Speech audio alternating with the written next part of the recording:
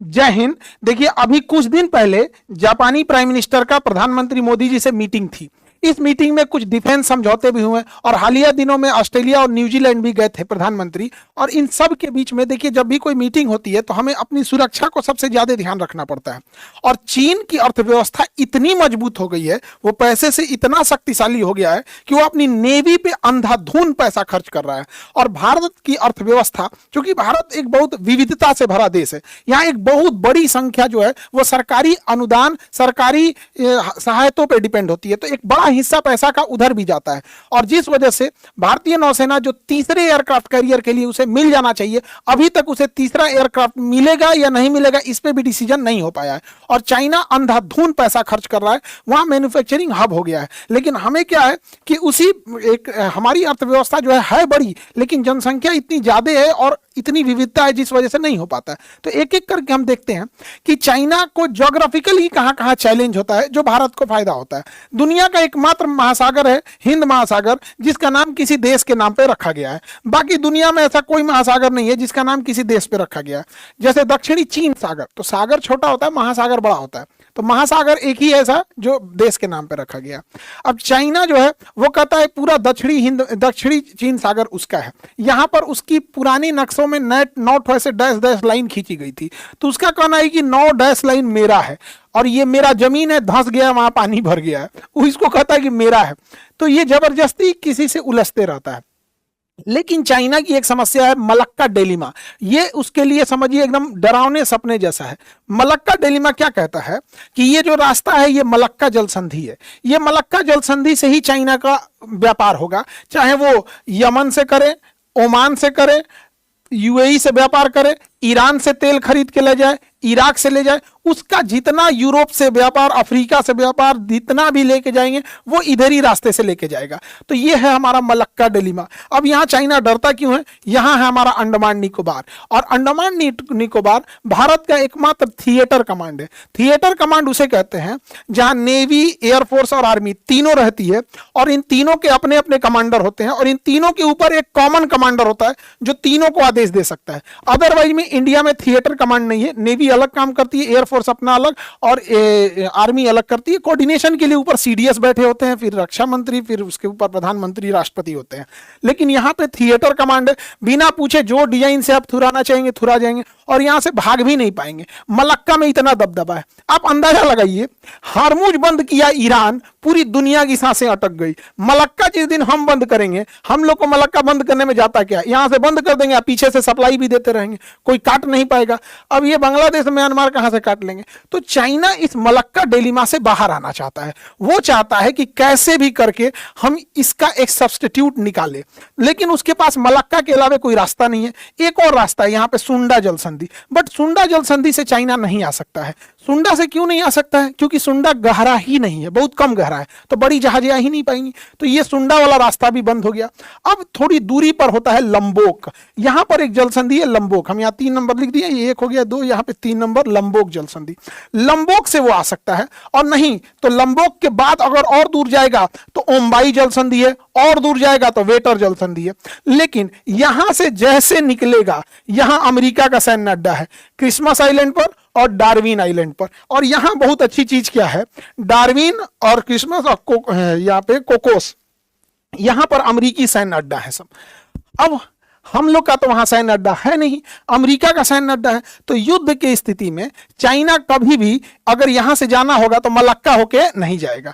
जब भी उसे जाना होगा युद्ध की स्थिति में, तो मलक्का को बाईपास करते हुए वो जाएगा ये लंबोक से, या तो लंबोक से जाएगा, या तो ओम्बाई से जाएगा, या तो वेटर से जाएगा। इस एरिया से चाइना जाएगा, वहां हम लोग हो जाते हैं दूर। इससे हम लोग ने भी एक रास्ता निकाल दिया। हम लोग ने, जब मनोहर पर्रिकर रक्षा मंत्री थे, अभी तो वो दुनिया में भी नहीं है, और विदेश मंत्री हुआ करती थी सुषमा स्वराज, उस समय एक बहुत पहले हम लोग अमेरिका से एक समझौता कर दिए थे, लेमुआ समझौता।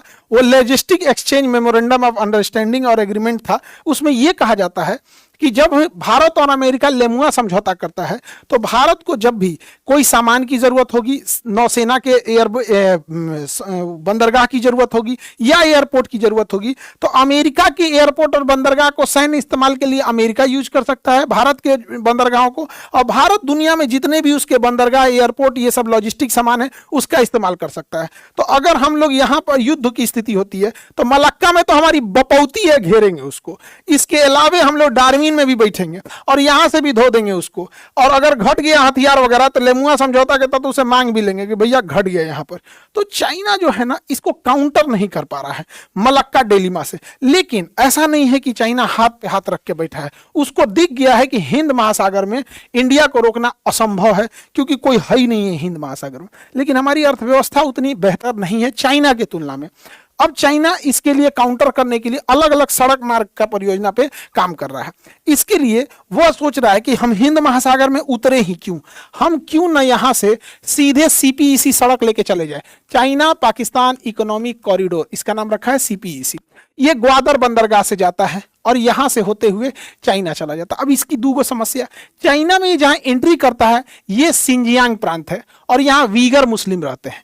चाइना इन मुसलमानों पे अत्याचार करता है और कहता है कि तुम पूरा कुरान नहीं पढ़ सकते हो, बहुत सारा टॉर्चर करता है और उन्हें जेल में रखता है, जिसका नाम रखता है उसने डिटेंशन सेंटर कहता है, और नहीं तो उसको कहता है कि स्कूल है, और वहां उन लोग को टॉर्चर करता है, और अगर उसका बात कोई नहीं मांगेगा तो डांस करवाता है। तो ये एक इधर समस्या है। दूसरी समस्या है कि ये भारत से होकर गुजरता है, भारत इसका विरोध करता है कि आप पीओके से जा रहे हो, क्योंकि जब हम पीओके लेके आएंगे तो ये हमारा ऑटोमेटिक ये रास्ता कट जाएगा। और पाकिस्तान के लोगों को लगता है कि हम लोग पीओके क्या ही ले पाएंगे। लेकिन खुद से सोचो यार, क्रिकेट टीम में भी पिछड़ गए, अर्थव्यवस्था में भी पिछड़ गए, धीरे धीरे सब चीज में पिछड़ रहे हो। अभी एक ही चीज में हो कि दो लड़ाई में, जैसे ईरान अमेरिका की लड़ाई में देखिएगा ना, हमेशा लड़ाई होगा ना, बड़ा बड़ा देश लड़ेगा तो छोटा छोटा कुत्ता खूब भौंकेगा। तो अमेरिका ईरान लड़ रहे हैं सब इधर, तो ये पाकिस्तान बीच में आके टांग लड़ाता है। इसको काउंटर करने के लिए भारत भी शांत नहीं बैठा है। पाकिस्तान का इस राज्य का नाम है बलूचिस्तान। तो बलूचिस्तान में भी भारत कहता है भाई बलूचिस्तान स्वतंत्र हो, और आज नहीं तो कल बलूचिस्तान स्वतंत्र होगा। बलोच कभी भी पाकिस्तान को पसंद नहीं करते हैं बलोच लोग यहां पर।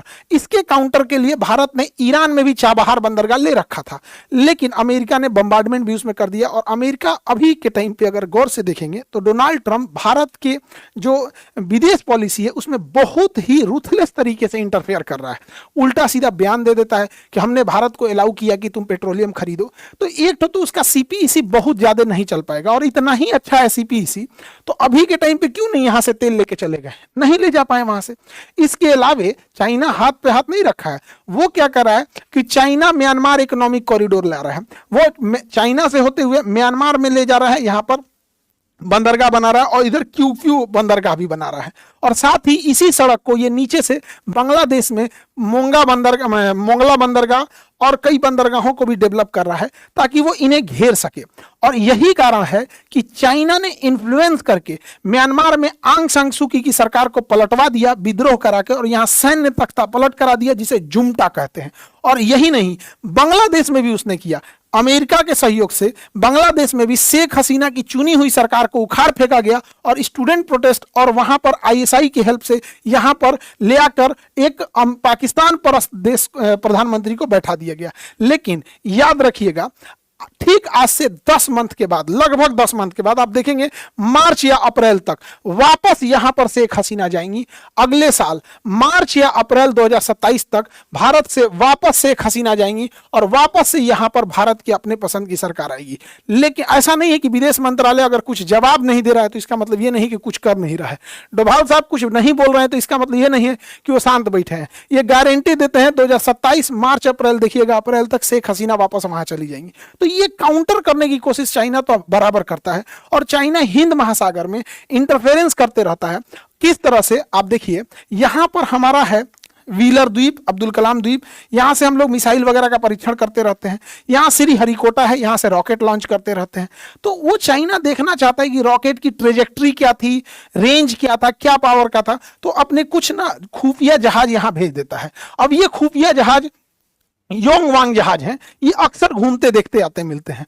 अब ये अभी के देखिएगा, पिछले साल भी आया था, 9 अगस्त को यहाँ था, 10 अगस्त को यहाँ, 11 को यहाँ, अलग अलग जगहों पे अपना रास्ता बदलते रहता है। हम लोग इसे ट्रेस कर लेते हैं और कई बार हम लोग अपने मिसाइल लॉन्च का डेट भी चेंज किए हैं। इसके ऊपर बहुत हाई पावर के एंटीना लगे होते हैं जो ट्रैक कर लेता है। तो भारत को कभी भी अपनी ताकत नहीं बतानी चाहिए। याद रखिएगा, अगर आपकी ताकत सामने वाले को पता है, आप उसी दिन कमजोर हो गए यहाँ पे। इसके लिए भारत जापान से भी समझौता कर रहा है। हमारी नेवी शिप जो थी, पहले इनके एंटीनाज बाहर लगे होते थे, चाहे वो डिस्ट्रॉयर हो या फ्रीगेट हो। फ्रीगेट थोड़ा छोटा होता है, डिस्ट्रॉयर बड़ा होता है। सबसे छोटा कॉर्बेट होते हैं सर, कॉर्बेट। तो कॉर्बेट जो होते हैं सर छोटे, उससे बड़े फ्रीगेट और उससे बड़े डिस्ट्रॉयर। अब डिस्ट्रॉयर से बड़े हो जाता है फिर विमान वाहक पोत, एयरक्राफ्ट कैरियर, वो तो सबसे बड़ा हो जाएगा, उसके ऊपर एयरपोर्ट होता है। तो ये जो थे सब, ये रडार सिग्नेचर में आ जाते थे सब। और अभी का टाइम है स्टील्थ होने का। स्टील्थ मतलब दुश्मन के रडार में ना आए, लेकिन कितना भी करिएगा तो इतना बड़ा जहाज तो आ ही जाएगा। इसके लिए जापान ने एक टेक्नोलॉजी लाया, उसने अपने सरफेस को ऐसे बनाया कि सारी एंटीना को इस एक खंभा के अंदर डाल दिया। इसका नाम रखा यूनिकॉर्न मास्ट। यूनिकॉर्न मास्ट की खासियत क्या है, इसमें आप देखिएगा कोई एंटीना बाहर नहीं दिखेगा, सब इसके अंदर कर दिया। एंटीना लगा दिया सारा सिस्टम, बाहर से एक कवर लगा दिया रेडॉम का, नाम रखा यूनिफाइड कॉम्प्लेक्स रेडियो एंटीना। इसी को शॉर्टकट में यूनिकॉर्न नाम दे दिया गया, यूनिफाइड, इसका यूनिकॉर्न नाम दे दिया। अभी भारत से ये समझौता हुआ है, वो भारत को ये टेक्नोलॉजी भी देने को तैयार है। इससे क्या होगा कि हमारी जो जहाजें हैं वो समुद्र में जाएंगी तो ट्रेस होना मुश्किल होगा इन लोगों के तुलना में। तो ये बहुत अच्छी चीज है। और भारत को अभी सबसे ज्यादा जरूरत इलेक्ट्रॉनिक वॉरफेयर की है। इंफॉर्मेशन टेक्नोलॉजी, सबसे पहले किसका जहाज आया, किसका हेलीकॉप्टर आया, कौन सा ड्रोन शॉट किया, तो ये बहुत जरूरी है, जिसे हम लोग कम्युनिकेशन टेक्नोलॉजी कहते हैं। इसके लिए भारत के पास हर साइज के एवॉक्स रडार होने चाहिए। एयरबॉर्न, ये हो गया आपका airborne warning system and control system, एवॉक्स सिस्टम हो गया। अब इसमें भी दो तरह के होते हैं, कुछ छोटे आकार के होते हैं, जैसे अमेरिका का C2 हॉकाई E2 हॉकाई हो गया, ये 400 किलोमीटर तक जा सकता है। और ये बड़े जहाजों पर लगा देते हैं तो ये बहुत लंबी दूरी तक जा सकता है। इसके ऊपर देखिए रडार लगा होता है, ये अपने आप में एक कमांड सेंटर है। अब जैसे ये यहां खड़ा हो जाएगा, वहां से 700 किलोमीटर अंदर तक देख लेगा। अब आप कल्पना कीजिए, ये पंजाब बॉर्डर के पास उड़ रहा है और पाकिस्तान के अंदर 700 किलोमीटर दूर तक देख लेता है। तो इससे फायदा क्या होता है कि हमारे लड़ाकू जहाज जो हैं अपना रडार बंद कर देते हैं। लड़ाकू जहाज अपना रडार बंद कर दिए और ये सब कुछ देख रहा है और ये इसे कमांड देते हैं। तो ये बहुत जरूरी है। अभी भारत में ये बहुत कम संख्या में है, इसे बनाने की जरूरत है। एविएशन के मामले में हम बहुत पिछड़ते जा रहे हैं। हालांकि अभी देखेंगे तो एयरबस के सहयोग से टाटा ने C295 ट्रांसपोर्ट जहाज बनाया है और जापान के साथ अभी हम लोग US2 मरीन जो जहाज है एम्फीबियस, इसे भी ले सकते हैं, खास करके नेवी के लिए। ये कई मिशन में काम आ सकता है। जैसे कोई जहाज डूब रहा है तो इसे जरा समुद्रों में उतर सकता है, एयरपोर्ट पे भी उतर सकता है, एम्फीबियस है, दोनों जगह उतर सकता है। तो कई बार जहाज डूब रहे होते हैं या सोमालिया में पैरेट्स अटैक हो रहे होते हैं, या अभी देखिए हार्मुज जल संधि में हमारी जहाजों पे अटैक हुए कई बार। तो अगर वहां कोई घायल है तो वहां तुरंत जाके उतारा जा सकता है। हेलीकॉप्टर में क्या है, आप रस्सी फेंकिएगा तो हेलीकॉप्टर की स्पीड धीमी होती है, तब तक कुछ भी हो सकता है। तो इसे भी लेना चाहिए। और जापान की कंपनी कावासाकी ने थुथुरमुहा जहाज बनाया है, दुनिया का सबसे बदसूरत जहाज इसको बोला जाता है, थुथुरहवा को। इसका थुथुरवा में ना रडार और एंटीना लगे हैं। जहां जहां फूलल पचकल है ना, ये इस सबके अंदर एंटीना लगाया है। कावासाकी EC2 नाम है इसका।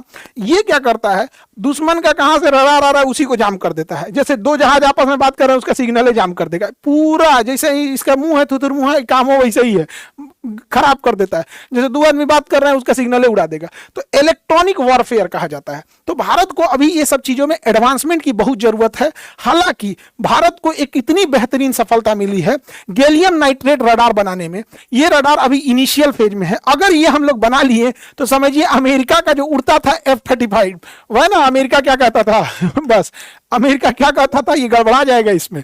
ये रडार इतना पावरफुल होगा और हम लोग इसे बनाने में महारत हासिल कर लेंगे। और इनिशियल जो प्रोटोटाइप है और जो भी इनिशियल होना चाहिए वो हो चुका है। गैलियम नाइट्रेट जिस दिन बन गया, स्टील्थ की दुनिया में हम बेताज बादशाह हो जाएंगे। फिर दुनिया का कोई जहाज आए कहीं भी हो, 500 किलोमीटर पहले से पता रहेगा। देखिए अगर जहाज पहले से पता हो गया ना तो मिसाइलें बर्बाद नहीं होती है। 500 किलोमीटर पहले से पता चल गया तो हमें लग गया कि अरे 500 किलोमीटर तो रेगिस्तान है, हम काहे बड़ा वाला मिसाइल बर्बाद करेंगे, और आ जाओ और आओ और आओ। फिर फिर देखेंगे 400 किलोमीटर आ गया, अरे जंगले है ना, कोई बात नहीं, छोड़ दो, आओ और आओ, छोटका मिसाइल से तुमको मारेंगे। उसको बोला बोला के, क्यों? क्योंकि हम उसको 500-600 किलोमीटर से उस पर ट्रैकिंग कर रहे हैं, तो और आ जाओ और आ जाओ। जब पास आ जाएगा तो छोटका सस्तावा मिसाइल से मार के गिरा देंगे। और अदरवाइज में अगर पता नहीं चलेगा, रडार नहीं है, तो लंबी दूरी की मिसाइल, लंबा खर्च आता है, उसे बनाने में भी टाइम लगती है। तो गैलियम नाइट्रेट टेक्नोलॉजी हम लोग बहुत जल्दी हासिल कर लेंगे और तब हम लोग बहुत इसमें कामयाबी हासिल कर लेंगे। हालांकि अभी हम लोग ने VRB missile, beyond visual range, visual मतलब जहां तक आप देख सकते हैं उससे दूर ही मारता है अस्त्र मिसाइल। ये अस्त्र मिसाइल है बियॉन्ड विजुअल रेंज, यानी आसमान में आपको जहां तक दिख रहा है उससे भी ज्यादा दूर तक मार सकता है ये आपका अस्त्र मिसाइल। और इसकी सबसे बड़ी खासियत, ये धुआं नहीं छोड़ता है। देखिए यहाँ पे हल्का हल्का आपको ब्लू कलर का दिख रहा होगा, वो तो इनिशियल स्मोक है, और थोड़े दूर निकल जाएगा तो धुआं नहीं देगा। जैसे निकला तो इसी के पास से यहाँ आपको कोई धुआं नहीं मिलेगा, बस थोड़ी दूर तक, क्योंकि वहां इंजन चल रहा है तो थोड़ा बहुत ऑब्वियस बात आएगा। बस सोचिए ना, थोड़ा दूर गया है, खत्म कहानी, इसका धुआं ही नहीं निकल सकता। इसी के जहां से निकला है देखिए, यहाँ तक कहीं पे धुआं नहीं है, थोड़ा दूर पे बस रहेगा वहां पे। तो ये स्मोकलेस होता है, तो इसको बहुत ज्यादा कुछ कर नहीं सकता। ये हवा में, हवा से हवा में मारेगा। कोई युवा जब बॉर्डर पे उन लोग को बढ़िया से सुता के पलित कर देगा हम लोग का अस्त्र।